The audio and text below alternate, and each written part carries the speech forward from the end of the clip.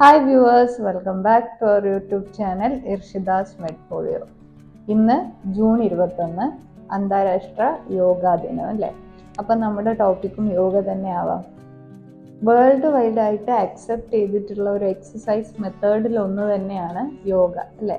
പലരും ഇന്ന് ഒരു ലൈഫ് സ്റ്റൈലിൻ്റെ ഭാഗമായിട്ട് എല്ലാ രാജ്യങ്ങളിലെ ആളുകളും തന്നെ വളരെ സീരിയസ് ആയിട്ട് നോക്കിക്കണ്ട് ചെയ്യുന്ന ഒരു എക്സസൈസ് പാറ്റേൺ ആണ് യോഗ.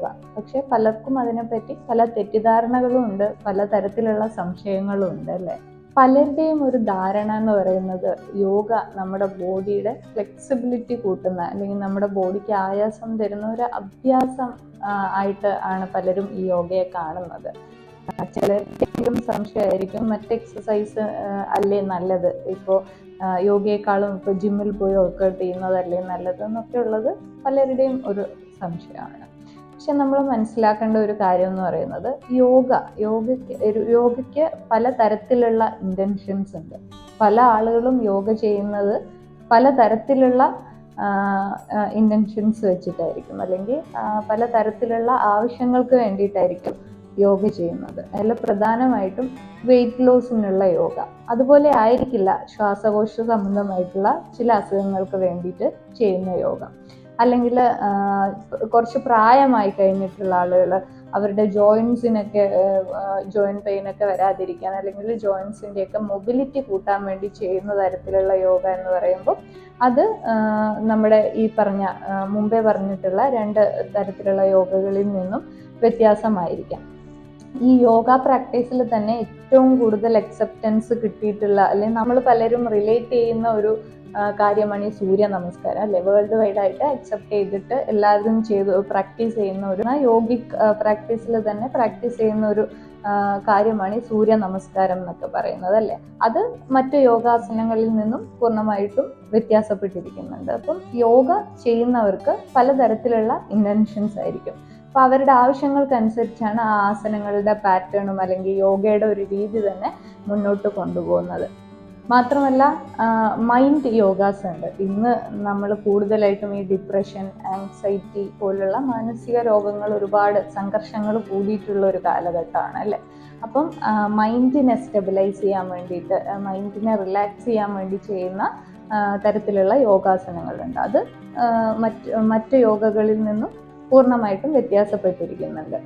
പിന്നെ നമ്മൾ പറഞ്ഞു, ഇപ്പം പ്രധാനമായിട്ടും എല്ലാവരും എക്സസൈസ് കൂടുതൽ ഫോക്കസ് ചെയ്യുന്ന ഒരു ഫീൽഡ് എന്ന് പറയുമ്പോൾ വെയിറ്റ് ലോസ്, വെയിറ്റ് ഗെയിനിങ് ഒക്കെയാണ് അല്ലേ? അപ്പം പബ്ലിക്കിനുള്ള ഒരു പൊതുധാരണ എന്ന് പറയുന്നത് യോഗയേക്കാൾ റിസൾട്ട് കിട്ടുന്നത് യോഗയേക്കാൾ ബെറ്റർ ആയിട്ടുള്ളത് ജിമ്മിൽ പോയി വർക്കൗട്ട് ചെയ്യുന്നത് അല്ലെങ്കിൽ മറ്റു തരത്തിലുള്ള എക്സസൈസുകളല്ലേ എന്നുള്ളതാണ്. പലപ്പോഴും പെട്ടെന്നുള്ള ഒരു വെയിറ്റ് ലോസ് എന്ന് പറയുമ്പോൾ നമ്മുടെ കവിളുകളൊക്കെ ഒട്ടി, കണ്ണുകളൊക്കെ കുഴിഞ്ഞു പോയി ഒരു സിക്ക് ലുക്ക് ആവുന്ന ഒരു അവസ്ഥയിലേക്ക് കൊണ്ടുപോകാറുണ്ട്. പലപ്പോഴും ആളുകൾ ചോദിക്കുമ്പോൾ എന്തെങ്കിലും അസുഖമുണ്ടോ, അല്ലെങ്കിൽ ബ്ലഡൊക്കെ ഒന്ന് ചെക്ക് ചെയ്ത് നോക്ക്, ഡയബറ്റിക് ആണോ, അങ്ങനെയൊക്കെയാണ് ഈ വെയിറ്റ് കുറഞ്ഞതിനേക്കാളും മറ്റുള്ളവർ ചോദിക്കുക ഇത്തരത്തിൽ എന്തെങ്കിലും അസുഖത്തിൻ്റെ ഭാഗമായിട്ട് ഇങ്ങനെ ക്ഷീണിച്ചതാണോ എന്നുള്ളതായിരിക്കും അല്ലേ? പക്ഷെ നമ്മൾ യോഗയിലൂടെ വെയിറ്റ് കുറയ്ക്കുമ്പോൾ അതൊരു ടോണിക് വെയിറ്റ് ലോസ് ആണ് നടക്കുന്നത്. നമ്മുടെ ബോഡിയിൽ ഇത്തരത്തിലുള്ള മാറ്റമൊന്നുമില്ല, വളരെ നോർമലായ രീതിയിലുള്ള ഒരു വെയിറ്റ് ലോസ് ആണ് സംഭവിക്കുന്നത്. കാരണം പലർക്കും ചിലപ്പോൾ ചില ഹോർമോണൽ വ്യതിയാനങ്ങളും ഉണ്ടായിരിക്കും ഈ വെയിറ്റ് ഗെയിൻ ചെയ്യുന്നത്. പലരും പറയാറുണ്ട്, നമ്മൾ ആവശ്യത്തിന് ഭക്ഷണമേ കഴിക്കുന്നുള്ളൂ, ചെറുതായിട്ടൊക്കെ വർക്കൗട്ടൊക്കെ ചെയ്യുന്നുണ്ട്, പക്ഷെ എന്നിട്ടും വെയിറ്റ് കൂടുന്ന ഒരവസ്ഥ കണ്ടുവരുന്നുണ്ട് എന്നല്ലേ? അപ്പോൾ അവർക്ക് അവരുടെ ബോഡിയിലുള്ള പല ഹോർമോൺസിൻ്റെ ഫങ്ഷനിൽ ഉണ്ടാവുന്ന വ്യതിയാനങ്ങളും കൊണ്ടായിരിക്കും അത്തരത്തിൽ സംഭവിക്കുന്നത്. യോഗ ചെയ്യുന്നത് നമ്മുടെ ഹോർമോൺ ഇംബാലൻസിനെയൊക്കെ ഒന്ന് സന്തുലിതാവസ്ഥയിലോട്ട് കൊണ്ടുവന്ന് നോർമലാക്കി നിർത്താണ് ചെയ്യുന്നത്. അതുപോലെ തന്നെ ചിലർക്ക് മെറ്റബോളിക് ഇറഗുലാരിറ്റീസ് ഉണ്ടാവും. കഴിക്കുന്ന ഫുഡ് പ്രോപ്പറായി ദഹനം സംഭവിച്ച് അതിലാവശ്യമുള്ളത്രയും നമ്മുടെ ബോഡിയിലോട്ട് അബ്സോർബ് ചെയ്ത് ബാക്കി എലിമിനേറ്റ് ചെയ്തൊക്കെ കളഞ്ഞാൽ മാത്രമേ നമ്മുടെ ബോഡിക്ക് നല്ലൊരു ടോൺ നിലനിർത്താൻ പറ്റൂ അല്ലേ?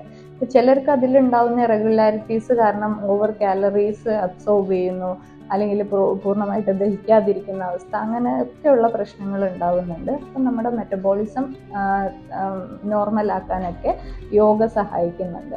അതുകൊണ്ട് തന്നെ വെയിറ്റ് ലോസ് അല്ല, വെയിറ്റ് ഗെയിൻ ആഗ്രഹിക്കുന്ന ആളുകൾക്കും യോഗ ചെയ്യാം. പലതരത്തിലുള്ള യോഗകൾ നമ്മുടെ മെറ്റബോളിസത്തിനെ കറക്റ്റ് ചെയ്യുന്നുണ്ട്. എന്നാൽ മാത്രമേ നമുക്ക് നല്ലൊരു പ്രോപ്പറായിട്ടുള്ള വെയിറ്റ് ഗെയിനും അറ്റൈൻ ചെയ്യാൻ പറ്റുള്ളൂ അല്ലേ. പലരുടെയും സംശയമാണ്, പക്ഷേ ഓൾറെഡി മെലിഞ്ഞിരിക്കുകയാണ്, അപ്പോൾ ഇനി എക്സസൈസ് കൂടെ ചെയ്താൽ ഞാൻ വീണ്ടും മെലിയില്ലേ എന്നുള്ളത്. ഇതൊരു തെറ്റിദ്ധാരണയാണ്. ഇപ്പം വെയിറ്റ് ഗെയിൻ ആഗ്രഹിക്കുന്നവർക്കും ഇത്തരത്തിൽ യോഗ ചെയ്യാറുണ്ട്. ഇനി മറ്റൊരു തരത്തിലുള്ള യോഗ എന്ന് പറയുമ്പോൾ പ്രധാനമായിട്ടും ശ്വാസകോശ സംബന്ധമായിട്ടുള്ള അസുഖങ്ങൾക്ക് അല്ലെങ്കിൽ നമ്മുടെ ശ്വാസകോശത്തെ ആരോഗ്യത്തോടെ നിർത്താൻ വേണ്ടിയിട്ടുള്ള തരത്തിലുള്ള എക്സസൈസുകളാണ്. അതിൽ പ്രാണായാമം എന്ന് പറഞ്ഞിട്ട് ഒരു ഏരിയ തന്നെയുണ്ട് യോഗയിൽ. ഒരുപാട് മെത്തേഡുകൾ അതിൽ പ്രാക്ടീസ് ചെയ്യുന്നുണ്ട്. ഈ കോവിഡിന് ശേഷം എല്ലാ ആളുകൾക്കും തന്നെ, കോവിഡ് വന്നു പോയിട്ടുള്ള ആളുകൾക്കെല്ലാം തന്നെ ശ്വാസകോശ സംബന്ധമായിട്ടുള്ള പ്രശ്നങ്ങൾ വളരെ കൂടി കാണുന്നുണ്ട് അല്ലേ. ഇടയ്ക്കിടയ്ക്ക് ഈ സൗണ്ട് ഒരു കുറുകുറുപ്പ് ഉണ്ടാക്കുക, അതുപോലെ തന്നെ ശ്വാസം മുട്ട് വരിക, ഒത്തിരി നേരം നടക്കുമ്പോഴത്തേക്കും അല്ലെങ്കിൽ നടക്കാൻ പറ്റാത്ത ഒരവസ്ഥ, കഫം കെട്ടിക്കിടക്കുന്ന അവസ്ഥ, അത്തരത്തിൽ ശ്വാസകോശ സംബന്ധമായിട്ടുള്ള ഒരു പ്രശ്നങ്ങൾ കൂടുതലായിട്ട് കാണപ്പെടുന്നുണ്ട്. അപ്പോൾ ഇത്തരത്തിലുള്ള പ്രാണായാമങ്ങൾ, ബ്രീത്തിങ് എക്സസൈസസ് പ്രാക്ടീസ് ചെയ്യുമ്പോൾ നമ്മുടെ ലങ് കപ്പാസിറ്റി കൂട്ടാനും ഇത്തരത്തിലുള്ള പ്രശ്നങ്ങളൊക്കെ പരിഹരിക്കാനും തന്നെ ഒരു പരിധിവരെ സഹായിക്കുന്നുണ്ട്. പക്ഷേ നമ്മൾ പ്രാണായാമമൊക്കെ പ്രാക്ടീസ് ചെയ്യുമ്പോൾ ഒരു പ്രോപ്പറായിട്ടുള്ള ഒരു അഡ്വൈസറിൻ്റെ അല്ലെങ്കിൽ ഏതെങ്കിലും ഒരു ഫിസിഷ്യനോ അല്ലെങ്കിൽ യോഗ ട്രെയിനറുടെയോ അണ്ടറിൽ മാത്രം പ്രാക്ടീസ് ചെയ്യാൻ ശ്രദ്ധിക്കുക. കാരണം പലപ്പോഴും നമ്മൾ ഒരു മുറി അറിവ് വെച്ചിട്ട് നമ്മൾ യൂട്യൂബിൽ നിന്നോ അല്ലെങ്കിൽ മറ്റേതെങ്കിലും സ്ഥലത്ത് കണ്ടിട്ട് നമ്മൾ പ്രാക്ടീസ് ചെയ്യുമ്പം പലപ്പോഴും അത് ഗുണത്തേക്കാളേറെ ദോഷം ചെയ്യാറുണ്ട്. ഒരു എക്സാമ്പിൾ പറയുകയാണെങ്കിൽ ശീർഷാസന നമുക്കെല്ലാം അറിയാം, ഹെഡ് സ്റ്റാൻഡ് എന്ന് പറയുന്നത് അല്ലേ, തലയും കുത്തി നിൽക്കുന്ന തരത്തിലുള്ള ഒരു യോഗാസനമാണത്. നമ്മൾ പ്രോപ്പറായിട്ട് അത് ചെയ്യുമ്പോൾ നമ്മുടെ കയ്യിലാണ് ഫുൾ സപ്പോർട്ട് വരുന്നത്, കൈബലത്തിലാണ് ആ ആസനം ചെയ്യുന്നത്. പക്ഷെ നമ്മൾ മറ്റ് വീഡിയോസ് കണ്ടിട്ടോ അല്ലെങ്കിൽ ഒരു പ്രോപ്പറായിട്ടുള്ള ട്രെയിനറുടെ അഡ്വൈസോട് കൂടി അല്ലാതെ നമ്മളത് ചെയ്യുമ്പോൾ നമ്മുടെ ഹെഡിലായിരിക്കും സപ്പോർട്ട് വരിക. അത് പിന്നീട് കഴുത്തിന് സ്ട്രെയിൻ വന്നിട്ട് പലതരത്തിലുള്ള സ്പോണ്ടൈലോസിസ് പോലെയുള്ള കഴുത്ത് വേദനകളിലോട്ടും പല ബുദ്ധിമുട്ടുകളിലോട്ടും മാറുന്നുണ്ട്. ഇത്തരത്തിൽ തന്നെയാണ് എല്ലാ യോഗാസനങ്ങളുടെയും ഒരു കാര്യം. ഇപ്പം പലരും ഒരു പ്രോപ്പറായിട്ട് അല്ലാതെ യോഗ ചെയ്തിട്ട് എനിക്ക് യോഗ ചെയ്തതിന് ശേഷം ഇത്തരത്തിൽ പല വേദനകളും അല്ലെങ്കിൽ കൂടിയെന്നോ അങ്ങനെ മറ്റു പല പ്രശ്നങ്ങൾ വന്നു എന്നൊക്കെ പറയുന്നതിൻ്റെ പിന്നിൽ നമ്മൾ ചെയ്യുന്നത് കറക്റ്റ് അല്ലാത്തതാണ് ഒരു കാരണം. അപ്പം എപ്പോഴും ഏത് തരത്തിലുള്ള യോഗയാണെങ്കിലും നിങ്ങൾ നല്ലൊരു ഫിസിഷ്യൻ്റെ അണ്ടറിലോ അല്ലെങ്കിൽ ഒരു യോഗ ട്രെയിനറിൻ്റെ അണ്ടറിലോ മാത്രം ചെയ്യാൻ ശ്രദ്ധിക്കുക. സിമ്പിളായിട്ട് നമുക്ക് ചെയ്യാൻ പറ്റുന്ന ബ്രീത്തിങ് എക്സസൈസ് എന്ന് പറയുമ്പോൾ ഡീപ്പായിട്ട് ഇൻഹെയിൽ ചെയ്യുക, കുറച്ച് സമയം ഹോൾഡ് ചെയ്യുക, അതിനുശേഷം ഡീപ്പായിട്ട് എക്സ്ഹെയിൽ ചെയ്യുക.